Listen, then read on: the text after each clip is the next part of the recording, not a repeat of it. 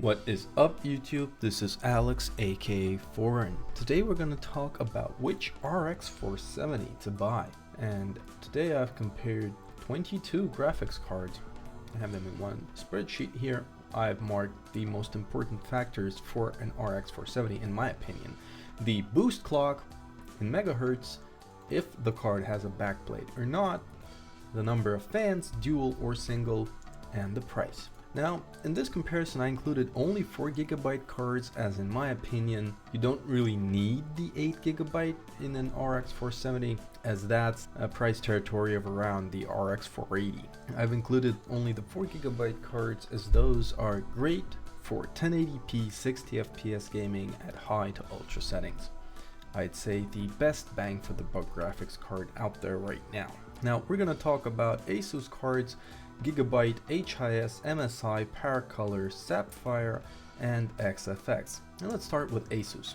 So they have three cards technically in their lineup. One is the Asus Direct CU2 or DC2 as they call it. Newegg's price is $180. With rebates, it can go definitely less. I've seen all of the cards mentioned here go far lower with rebates if you're not lazy enough to do the rebates. So the DC2 card here, it's pretty alright. It's kind of expensive in my opinion, especially since it has only one heat pipe and the fins aren't really good enough, so to say. You can see this is not a proper aluminum heatsink like the Strix uses, for instance, but there's still one heat pipe here. As you can see, it's alright, but I wouldn't definitely recommend getting the card at 180. 170 or lower would be good for this card. Asus flagship RX 470 is the Strix cooler. It has two heat pipes and proper deep aluminum fin stacks, which help with cooling the pretty hot Polaris 10 GPU. Card starts at 185 and 190 for the OC version, which is again pretty expensive even for a well-cooled card. I'd recommend getting this much cheaper, basically with rebates or discounts. I should also mention that most of these cards come with a free Hitman code, and it was one of the best games last year in my opinion. And if you're interested in it, then the 470 or even some 480s would be a great choice. Now, Gigabyte has only one cooler design for the 470 this generation, and the G1 Gaming is the OC version, the so-called flagship Gigabyte cooler, and the Windforce is the regular, so to say. Flagship model comes in at 180 and Windforce at 175. As you can see, the fins here aren't necessarily well placed. So here you have a more dense stack of fins.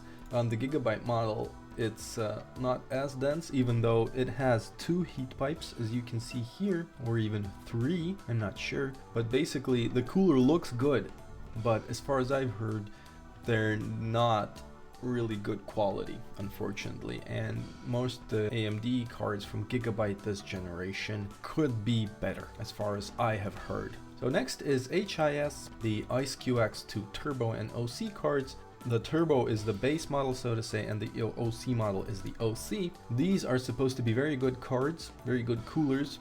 You can see a pretty massive heat pipe. I guess that's an 8mm. These are supposed to cool very well, and they're supposed to clock very well as well. The iCooler is the single fan version, so to say. It's not as good. I can see that it has less dense aluminum heat sinks and they're not as deep, so the cooling won't be as efficient.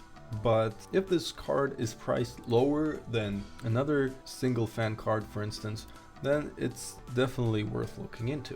Now, MSI has four cards: the MSI Armor and Armor OC ones, the MSI Gaming and Gaming X cards. Basically, you'll most often be seeing the Armor OC and the Gaming X cards. Non-OC versions of these cards use the exact same cooler on the GPU, just not pre-overclocked as highly. So the Armor cards, the base model comes in at 170. The Armor is the most basic cooler from MSI. It has at least one heat pipe, most probably two, I can see up here as well. An okay density of fins, and I'm guessing it'll do its job just great, especially for $170 US. The Gaming X is MSI's flagship model. It uses three heat pipes to cool the GPU, and it starts at 180. If you can find this for 170, this would be the best RX 470, as MSI has shown this generation that they know how to cool their cards. The fans have a pretty wide diameter, wider than the other cards mentioned here. That's why they can push more air while spinning at the same RPM. The downside is that the card is a bit taller than the others, so you can see this little piece of the PCB protruding here. But basically speaking, the diameter of the fans saves this cooler from being mediocre, so it's very good actually. The fins are densely packed, 3 heat pipes, so I'd say this is the best cooler for the RX 470. This generation, if you can find it under 180, if you're willing to spend that much, of course. Now the PowerColor, there are 3 models. The highest tier one is actually the PowerColor Red Devil card, so the one with the red accents, so to say. It's clocked the highest and it's priced at 185. That's quite a lot for an RX 470. If you can find this for 170, then it's a great buy. The PowerColor Red Dragon V2 is the cheaper version of the Red Dragon mentioned here, and it's 170. It's a single fan cooler with, I would say, a crappy heatsink, but basically, as far as I've heard, it does its job. As you can see, the heatsink is pretty large and there's a single heat pipe as well, so it's definitely cooled, but it could definitely be cooled better, for instance by the Red Dragon or the Red Devil. But the prices for these cards are just crazy, and I'd say that getting them at around that $170 mark would be the better choice. Sapphire, which is one of the most renowned partners from AMD, has this reference design Sapphire Platinum OC, or whatever version. I'd say avoid this like the devil, because this card throttles extremely fast. Basically, what you can do is get this card, rip off the crappy heatsink and put something else on there.